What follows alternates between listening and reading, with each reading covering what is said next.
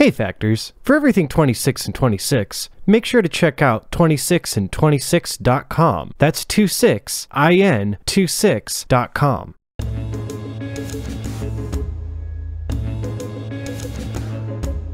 Conceived in quarantine and born into a world we never would have imagined. A podcast featuring two friends, outrageous facts, and a countdown clock that always wins. This is 26 and 26, the A to Z of everything. What's up, Nathanael? What's up, Brandon? Natty Ice. How you doing today, man? Let's never use that one again. I'm shutting that one down You're now clipping it. before it gets anywhere else. Natty Ice, come on, bro. You know, I heard that was your street name. Natty Ice. I'm actually very proud of myself and being able to say that I've never in my life drank a Natty Ice. Oh, I have, and you're lucky. You're better having had not. Yeah, for sure. Exactly. That's kind of why I really don't need. It was weird when people tried to call me Nate Dogg, and I'm like, that's no. Been done. Look at me. I am Nathanael. Everything about me says Nathanael. The weird thing about like things like Natty Ice is like you see on the box or the packaging, they win like awards. And that just doesn't make any sense. Like Milwaukee's Best is like considered one of the best beers. Yeah, it's but like by whose horrible standards? But like people who are having can put together. Well, yeah, but what if it's like the Milwaukee Brewers Association? Like, of course, they're picking a Milwaukee-based beer. I don't know. Like, I don't know what's going on, but there's definitely some kind of funniness because, I mean, I've tasted it, so. Enough about terrible beer, Brandon. Just tell me what your highlight. My highlight is not having drank a Natty Ice in my entire life. That's a pretty good one. That's a pretty good one. I cannot say that. My highlight is my my Uncle Jesse 80s feathered hair is really coming in nicely. Haven't had a haircut in quite a while, but I don't know. My hair does this weird little like kind of flippy thing. I don't do anything to it. I mean, my whole routine is I towel dry and then I kind of move along, but still. I'm really getting into a nice place here with my do. I think it looks like it's the hat curl. It's the same thing that I kind of have, where you just wear the hat the entire time. But it's still. Oh, you haven't worn a hat? Not at all, and it still does the curl thing. So I don't know. And it's my whole life. My whole life, it's done that. But still, I definitely am due for a haircut. So that's my highlight. I'm digging my Uncle Jesse hair. Your Uncle Jesse hair. What? Oh, have mercy. I don't had to think about it for a second from what he says, but how pretty much. How are you able to claim Uncle Jesse hair, but you can't claim have mercy? I know good hair when I see it. I don't know quotes, but I know good hair when I see it. Okay, all right. Well, hopefully you also know good facts. That I do. Well, before we get to those facts, what's your highlight, man? I thought my highlight was not drinking a Natty Ice. Oh, it is. Yeah, I guess I my highlight was that episode where you paid attention to me. Yeah. Well, I thought that was just more riffing off of what I was calling you, Natty Ice. I switched it up. I mean, that's actually something that I'm rather proud. I was going to talk about a video game, but that's boring and nerdy, and nobody wants to hear about that. They'd rather hear you attempt to get 26 facts about what are we talking about? Today we are talking about humans. And we're going to give you 26 facts, hopefully in 26 minutes that are human-based. Well, wait, okay. Human-based facts. That just sounded weird. Just human-based. All right. Well, we've done bird-based facts, camping-based facts. We got some roller derby-based facts. Now it's time. Human-based just sounds human-based. All right. Well, you've got a timer. I've got a timer. Let's start in 3, 2, 1, go. Okay. All right. Let's do some letters. Historically, the alphabet starts with A, so that's where we're going to start. And A for April 11th, 1954 was determined to be the least interesting day in human history. That's right. Why? Somehow they figured that out. Where did they get a load of us, you know? But according to the software developers, True Knowledge, they built a search engine that collects facts, and it collected more than 300 million facts. And it just happened to be that on April 11th, 1954, there were only 2 occurrences on that date. A soccer player named Jack Schiffelbotham died, and a Turkish academic named Abdullah Attal was born. And for me, it was kind of like my takeaway was, I think it's kind of funny that a company built this whole search engine thing, compiling like hundreds and millions of facts, and its finding was basically just to diss two guys. Nothing else happened? Apparently on that day, of all the facts that they were able to compile, that was the only thing. And you know what?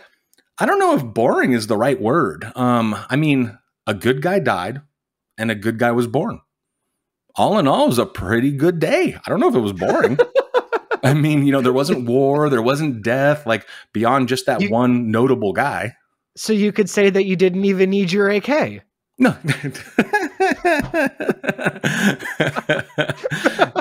Thank you. The only place we have to go from that is B for birthdays. This is interesting. Everybody has one. Yeah, it's true. If there are 23 people in a room, there's a 50% chance two of them will share the same birthday.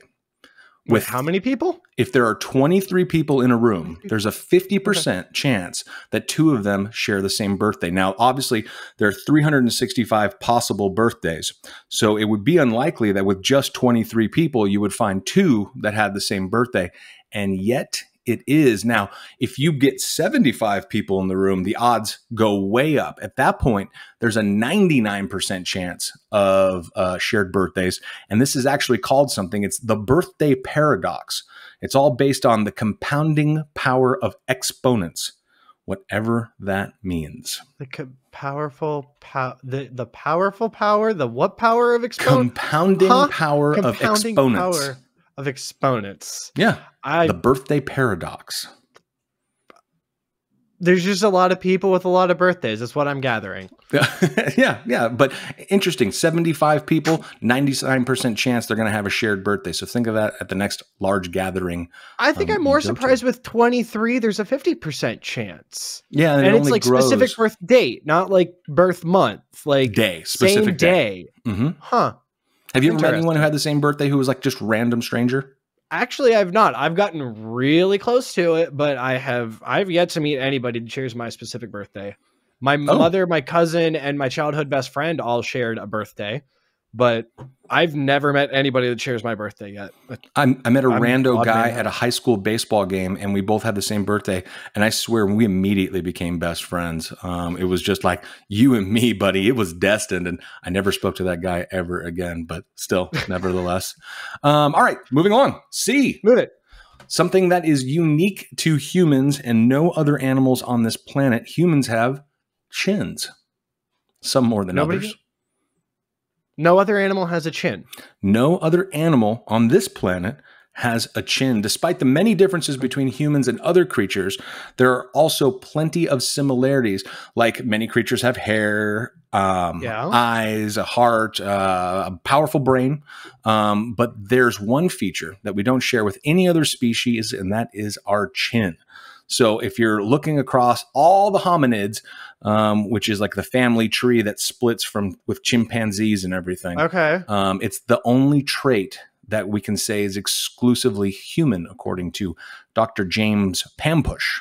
So what you're saying is Jay Leno is the most evolved of all of us. Or least, but definitely he's the chinniest. What do you think chins are for, though? Like, why do we have them and no one else does? I can't even begin to fathom. Like, I have no idea. It's to be hidden by facial hair. I kind of thought, like, if it just after hearing that, I was like, well, aren't we the only ones that walk upright? And no, gorillas, and like, I mean, they do walk on all fours, but they also walk on, upright. And I just thought maybe because of that uprightness, the chin just we didn't go out.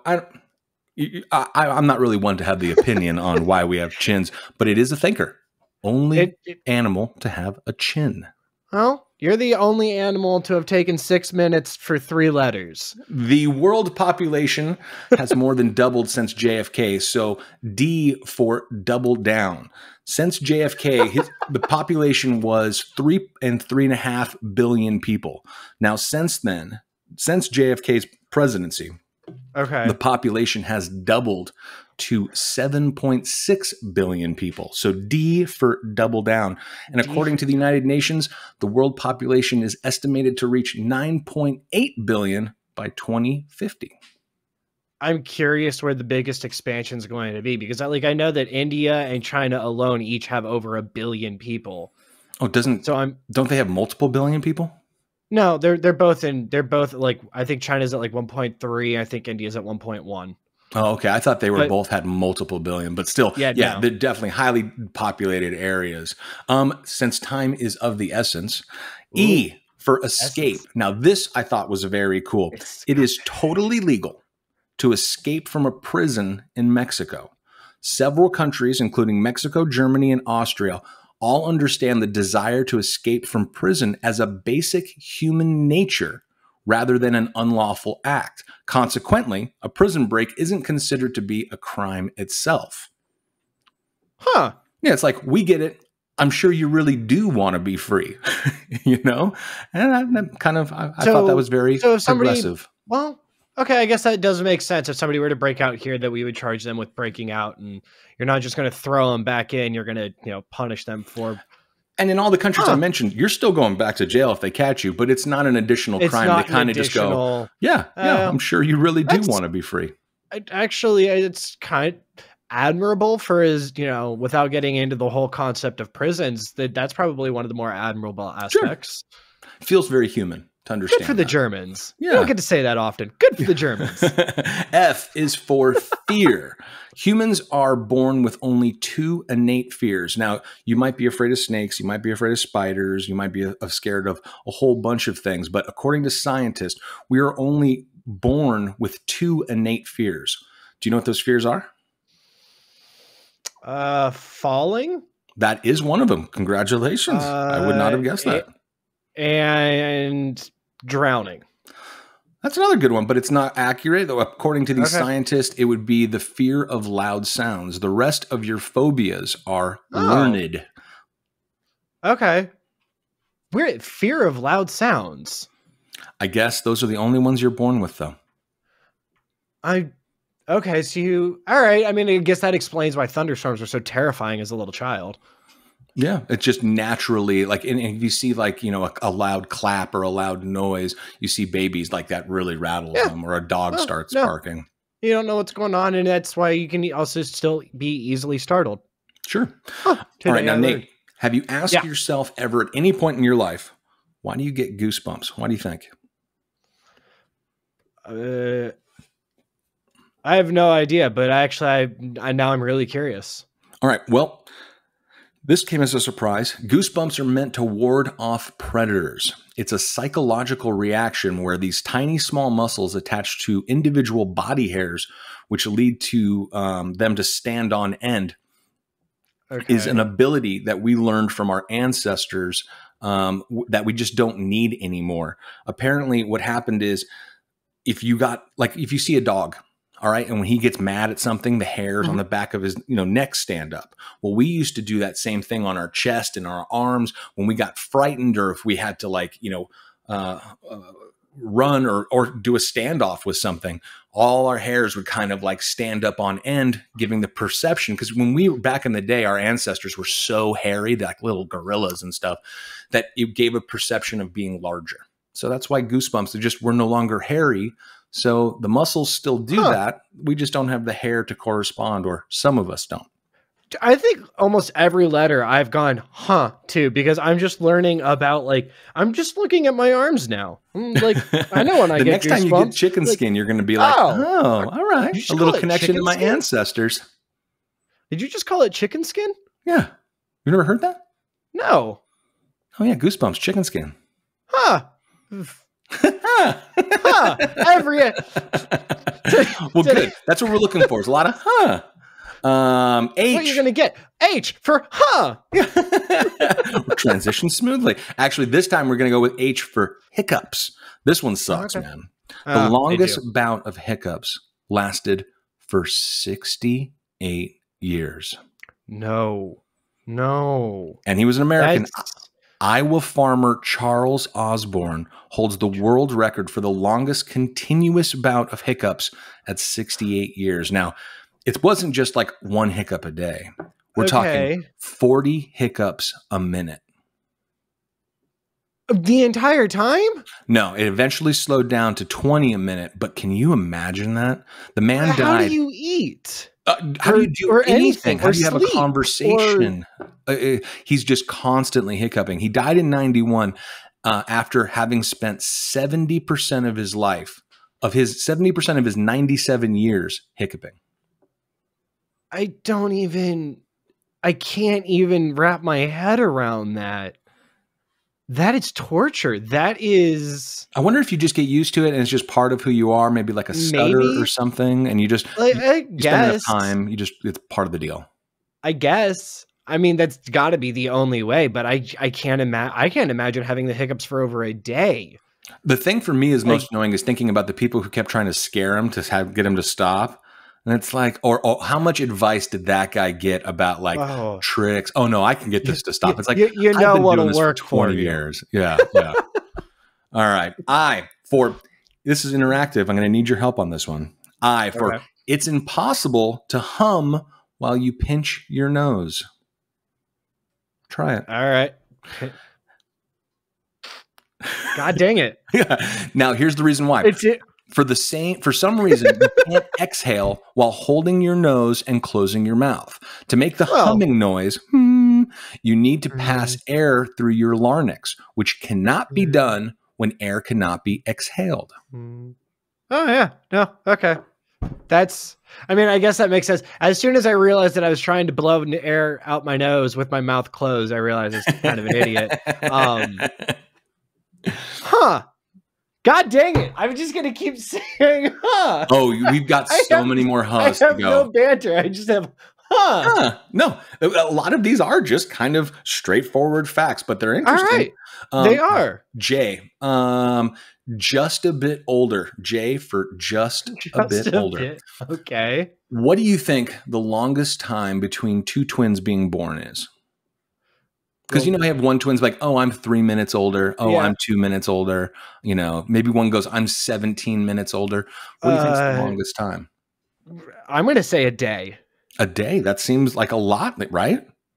Well, I feel like you're talking medical emergency if it goes after that. It was 87 days. Imagine having an identical twin that you were in the womb with, but one's a few months older. But that's... How does that? So what? One was born. One had to have been born premature. There's just no way that you carried a 9 month, an extra 90 days. Yeah. We're gonna do an extra. We're gonna cook this one a little bit longer. This is a 12-monther. Yeah. Twins Kate and Amy Jones Elliott hold the Guinness World Record for the longest birth interval between two twins, being born again 87 days apart. Now, one of the things I wanted to ask you is, what year do you think this took place? We'll say the 40s. See, I felt it was a long time ago too. I was like, dude, turn of the century. This is a turn of the century thing. But in reality, the only way you could have possibly done this is utilizing modern medicine. So their mother, Maria, went into labor 4 months early and gave birth to Amy. But Kate was able to stay in the womb for the additional 3 months. Miraculously, both girls survived and are healthy and alive today. And hell of a shout out for modern medicine and doctors. You guys. What year was it? You still haven't said what year. Oh, 2012. Oh, wow. That's way more recent. Oh, yeah. Oh, no, you can go say hi to Amy and Katie. I mean, how's it going, gals? Obviously. Yeah, they're having birthdays pretty soon. That's pretty rad. So go doctors. I mean, that's actually, that's almost the ideal setup for a twin. You don't have to share a birthday. Your birthday's 87 days later. Oh, completely. But that is the best twin setup ever. Scenario. It's not like it's even if it was a day apart, people would combine it. I realized we just said somebody born 3 months early was ideal. Maybe not ideal. Well, now that they're happy, healthy, and alive, yeah, sure. That's true. Retrospect, that's true. Yeah, not maybe necessarily in the moment. Those first few months may have been a little sketch. Speaking of sketch, time is getting sketchy, so let's pump ahead. We're going to get some letters done today. K is for knee, as in your body, you have a knee. Some people have an extra bone in their knee, and it's getting more common. The human body has not finished evolving. As it turns out, some people have a bone in their knee called the fibula. And while this little bone has no current known purpose, it was once fading away, but over the last century and a half, it's gotten more common. 10 minutes. I got to get going. I like that. 10 minutes. All right. But back in 1875, nearly 18% of people examined had a fibula. Now, that number dropped to 11% in 1918. But in 2018, 39% of individuals had this mysterious little bone, which used to be my nickname, Mysterious Little Bone. Thank you for saving me from another because that's what you were about to get. L for left hand. This one, I just didn't know that this was even a thing that people were keeping track of. But the longest word you can type with your left hand is sweater dress. So, of course, there's some debate on this. Yeah, you can. You're looking down and audience, checking it I just out now. confirmed with my keyboard in front of me. It turns out you can. For grammar sticklers, though, because there is, of course, a debate like everything else in the world, sweater dress, they say, should include a hyphen, which would involve using your right hand. Okay, so if you take that into account, the longest word you can type with your left hand is stewardesses. Stewardesses. I'm still trying to reach my left pinky and my left thumb to hit make the shift jump. Hyphen. I'm gonna make this work. For me, this the is first my thing I thought of, imagine engaging in that fight. Imagine walking into that conversation and just sitting down and they're debating the longest word you can type with your left hand. That is true. That is a very, and I don't want to cast judgment on somebody, but that is a very unique Actually, I can't say that because now I realize that I would probably be one of those people to have that conversation. We're having that conversation now. We can't say anything. Only because it's random. And just for the record, the longest word you can type with your right hand is the European flower Johnny Jump Up. And it's all one word, including using, again, those hyphens. But that's allowed because it's on your right hand. Yeah, you can do that one. I'm still going to at some point be able to do a hyphen using only my left hand. I don't know what sort of surgery. It's like playing guitar, I'm the going long to stretch. Yeah, exactly. I'm just going to train my hand to stretch an extra, looks like 3 inches at this point. So that's probably not healthy. M, mushmouth. Apparently, like Fat Albert Mushmouth? Yeah, that's a great reference. I didn't think you would have known that. I was thinking mushmouth more of people who have like really jacked up teeth and just a sad situation going on there, because apparently back in the day, black teeth were a sign of wealth, and thus all the rage in the 18th century. Wait. Yeah, black, rotten, horrible teeth were all the rage. And the reason why is because back then sugar was an extremely valuable commodity, and only well-to-dos were able to consume it in excess. So in order to have that's... Oh, and wow, we have come full circle. Well, the thing is, I want to see these paintings, and I realize now where all their mouths were closed because folks like Queen Elizabeth I, who felt if someone had black teeth, it was a sign of eating too much sugar, which would imply they were wealthy. So she wanted the teeth, none more black. That's amazing. And it's amazing that we have come full circle to the point of wanting think about how far we've whiter come. teeth than is natural. Like, yeah, I've seen some teeth where it's like that can't be healthy what you're doing to yourself in order to obtain putting bleach in your mouth. Yeah, exactly. I need you during a blackout, just grin and you will light up the room, and it's not a good thing. You should consult a physician. And newborns. Turns out they don't shed tears.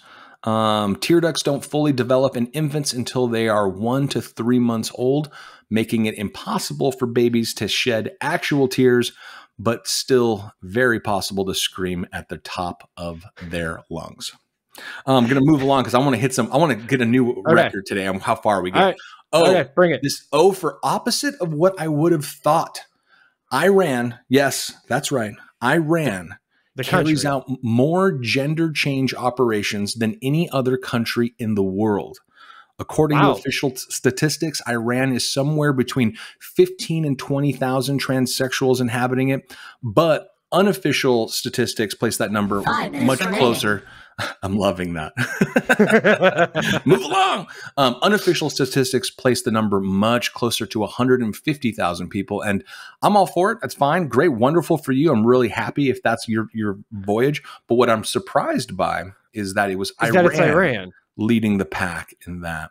That is the opposite of what I would expect. And I don't know if that speaks more to my knowledge of the country Iran or just the image that is portrayed of that country. Immediately, my exact thought was like, I bet you I'm not having the proper perception of what Iran actually is.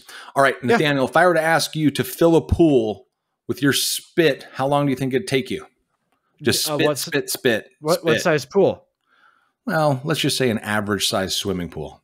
And oh God, years. Oh, it's definitely going to take some years. All the saliva you produce in your lifetime can fill 2 swimming pools, so half a lifetime. Okay. You almost produce about a bottle of wine a day, it turns out, of just saliva. That's probably the most disgusting way anybody could ever put saliva quantity. Yeah. Q. Questionable hygiene. You may not know this, but there's an entire ecosystem living in your belly button. According to a study, your navel encloses a biodiversity of more than 3,000 varied species of bacteria and other microbes. What? Yeah. So your belly button is a thing.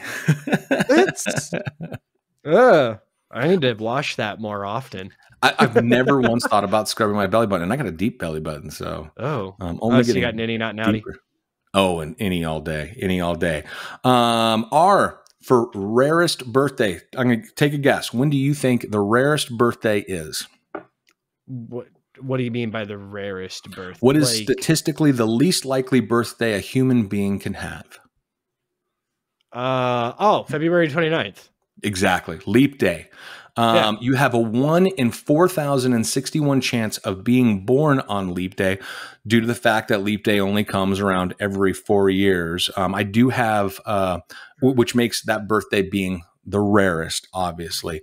You have a 1 in, 46 or 1 in 1,400 chance of basically being born on that day, which is pretty cool. Do you like spicy food? I do like spicy food. Well, S is for spicy food. Humans are the only animals that enjoy spicy food. What's your favorite? Favorite kind of spice? Yeah. Any kind of pepper. Just like them all, just like it hot. I do, yeah. It's an evolutionary mystery that scientists have had trouble explaining, but humans are the only animals who actually enjoy eating spicy food. There's no proven health benefits to eating with some heat, but scientists have suggested that there is a thrill factor in it being like the same way that animals are the only thing that like roller coasters or scary movies, or, there's no other species that says, let's go do something that's going to scare us on purpose.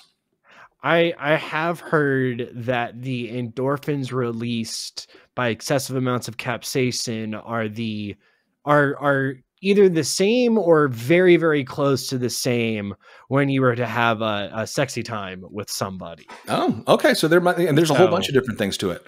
Yeah. Now, exactly. I know we're getting close on time. We're going to hear a little jingle here in a second. So T, till it hurts. How long have you ever laughed for?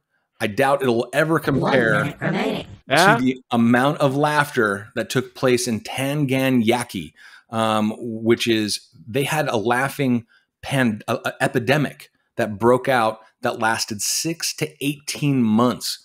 It started with a couple of village schoolgirls, and it ended affecting over 1,000 people. Some people made them laugh. Some people laughed so hard they would cry, scream, and faint before it eventually died out. And what I want to know is what started it, because that was funny. All right, I'm going to keep going.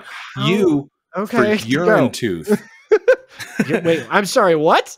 Urine tooth. In China in 2013, scientists were able to grow a human tooth from scratch using stem cells taken from urine. Urine? Some things just need not be done. No, yeah, I just don't understand why they're doing it, but nevertheless, they did it.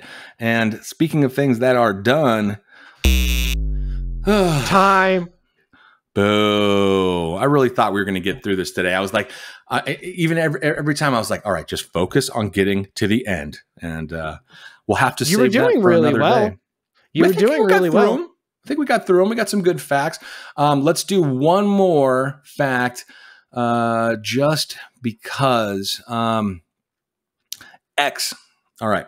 So this is one. Hit me. X for not expected. Sweat actually doesn't stink. I wouldn't have thought that. I would have thought it does. You might notice that any sweat you produce right after a shower doesn't smell bad. And that's because your sweat itself doesn't stink. It's the bacteria on your skin, like your belly button, that breaks down the sweat and causes the odor. You'll also find that the sweat on your arms and legs doesn't smell as much as the sweat in your armpits. And that's because the sweat glands in your armpits secrete more protein into a dark, damp environment, which is the perfect place for bacteria. So X for not expected, stanky. It makes sense though. Like I want to comment on it. I want to give color commentary, but Jake, I'm just I've learned more about my body in the last 26 minutes than I have since high school health class. And really, I think I may have learned more than high school health class. Turns out John Mayer was right. Your body is a wonderland. All right, Nathanael, it's time to be thankful and grateful. What do you got this week? Oh, I'm thankful that this episode is over now. No, I'm thankful for therapy. I think it's something that everybody should go partake in. It's something that I do on a weekly basis at this point. And it has just allowed me to grow as a person and get real at the end of this episode. But no, I actually, that's something that I've been very grateful for over the last couple of days, is having somebody to be able to talk to and be able to communicate with. And it's really aided my life in a lot of areas. So if I'm being real with you, I'm thankful and grateful for therapy and the chance to grow in that manner. And that's awesome, man. Because you know what? A lot of people, it's a source of, insecurity. It's a source of something that you're not proud of. But you get oil changes for your car. Why wouldn't you do the same thing for your brain? Exactly. What are you thankful and grateful for? Well, always thankful for Domesticated Robot and Mike DeChico for providing the music that you heard in this episode. You guy are incredible. We love you, brother.